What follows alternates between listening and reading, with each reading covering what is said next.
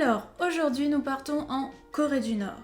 Mais avant cela, un peu d'histoire. Alors à l'époque, la Corée était un pays unifié. Mais lors de la période d'occupation, entre 1910 et 1945, le Japon a eu mainmise sur le pays. La Corée commence donc à se scinder progressivement. Deux premières révoltes ont lieu en 1919 et le 21 mars de cette même année, à Vladivostok, est créé un gouvernement provisoire dirigé par Kim Il-sung, qui sera le futur dirigeant nord-coréen de 1948 à 1994. Vous savez, le papa de Kim Jong-il, qui lui-même est le papa du dirigeant actuel, Kim Jong-un. Alors, le 11 avril, un autre gouvernement provisoire est proclamé à Shanghai cette fois-ci, celui-ci dirigé par le futur président de la Corée du Sud, Lee Seung-man. Alors, chacun d'eux possède sa propre idéologie, vous imaginez bien. Alors ensuite, il va se passer plein de choses. L'abdication du Japon à la fin de la Seconde Guerre mondiale. La Seconde Guerre mondiale... 39-45. Oui, tout à fait, c'est ça. Alors à cette période-là, c'est bon, la Corée est scindée en deux parties. Deux parties qui seront contrôlées respectivement du côté nord et sud par l'URSS et les États-Unis. D'ailleurs, des tensions vont naître entre ces deux-là et l'ONU va intervenir en 1947. Ok, on va établir une ligne de démarcation au 38e parallèle du pays. Et donc diviser la péninsule en deux entités territoriales, qui se transformera en véritable barrière militarisée et fortifiée à la fin de la guerre de Corée. Alors l'année suivante, au sud, nous aurons 대한민국, 한국. Et le mois suivant, au nord, 조선만 두 주인 민공화국. Voilà, la guerre éclate entre ces deux camps le 27 juin 1950. Un cessez-le-feu sera quant à lui proclamé le 27 juillet 1953. Et c'est à partir de cette période que progressivement en Corée du Nord, notre politique du Songbun sera mise en place. Alors ça a été créé fin 1950, s'inspirant de la nomenclatura soviétique, mais officiellement elle sera en place en 1967. Alors, Songbun signifie littéralement ingrédient ou encore composition, voilà.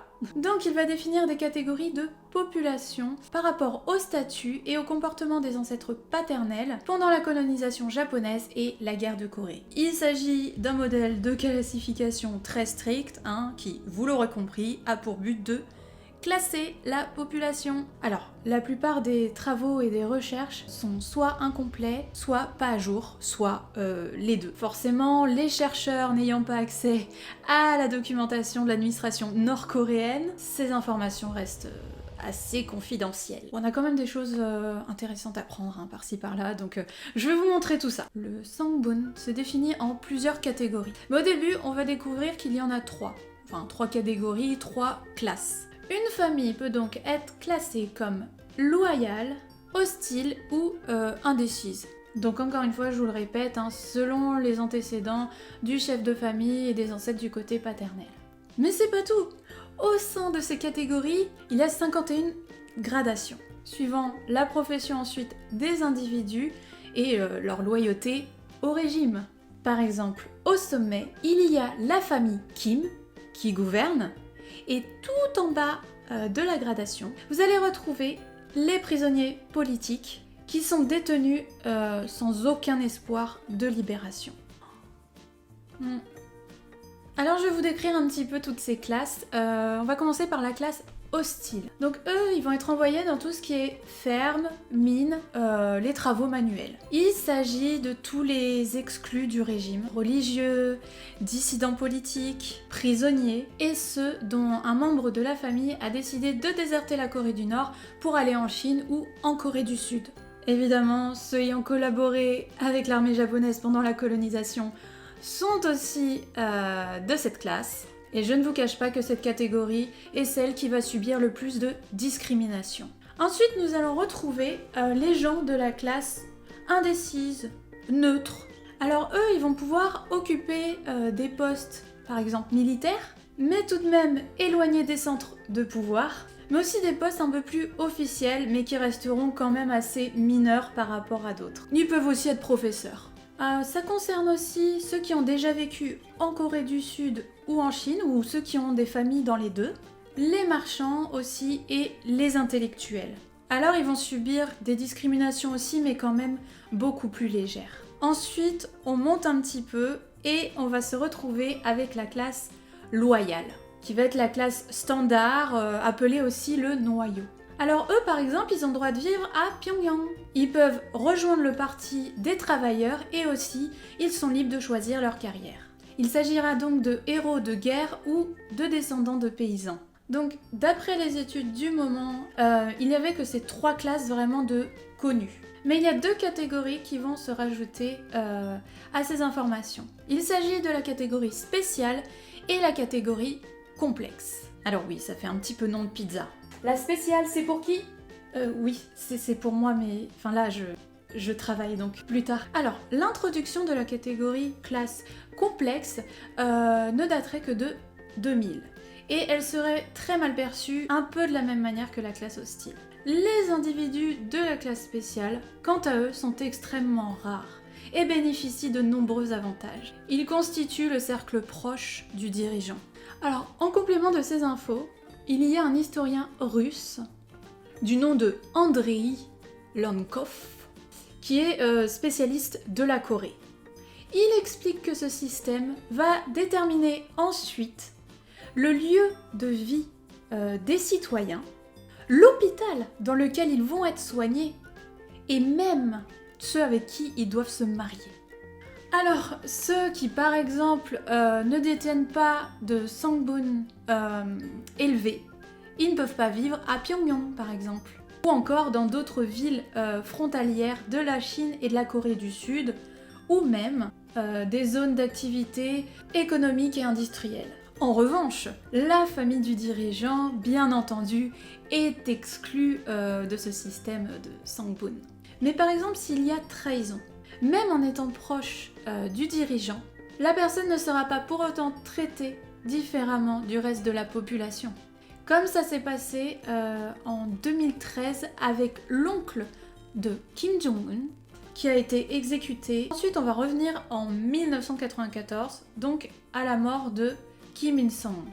Le système sera un peu modifié. Il est donc possible de faire réviser son sangbun 3 ans après avoir passé du temps dans la même entreprise ou par un arrêté de la section locale du parti. Il va être également possible d'influencer son sangbun en versant de l'argent aux inspecteurs chargés de le réévaluer. Il existe aussi d'autres moyens pour améliorer son sangbun et donc de pouvoir intégrer la classe des spéciaux. Vous savez, on en a parlé un peu plus haut, ce sont un petit peu les VIP quoi. Alors là, il va s'agir de s'entretenir au minimum 20 minutes avec le dirigeant, le leader suprême, ou encore apparaître en photo à ses côtés. Et là, ça va permettre d'intégrer automatiquement le rang supérieur.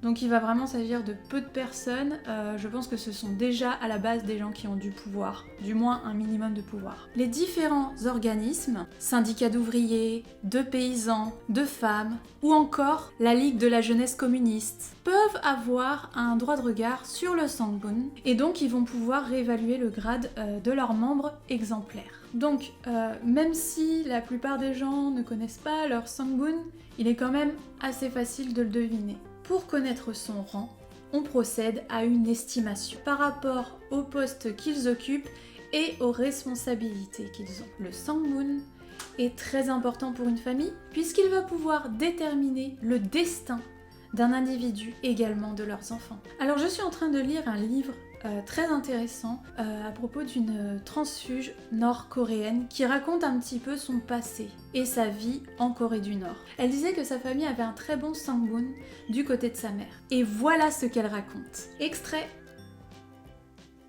Mon grand-père avait été distingué par ses actes héroïques pendant la Seconde Guerre mondiale.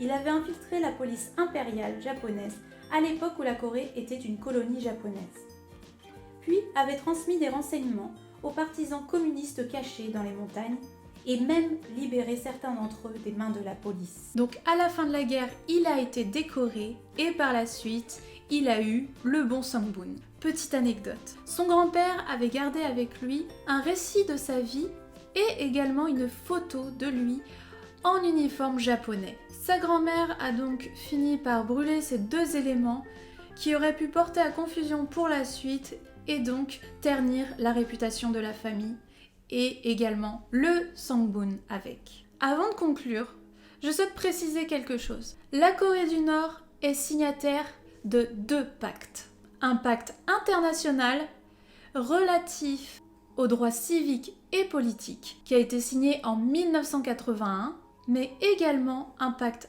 international relatif aux droits économiques, sociaux et culturels. Ce système de Songbun contredit bien entendu le fondement de ces deux pactes qui précise tout être dispose de sa liberté de conscience, exprimée sans discrimination de n'importe quel type qu'il soit, incluant sa race, sa couleur, son sexe, sa langue, sa religion, sa politique ou toute autre opinion, sa nationalité, ses origines sociales, sa propriété, sa naissance ou tout autre statut.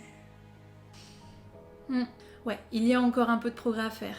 Voilà, j'espère que ce sujet vous aura plu, que cette vidéo vous intéresse. N'hésitez pas à vous abonner, à liker, à partager. Et je vous retrouve pour le prochain sujet.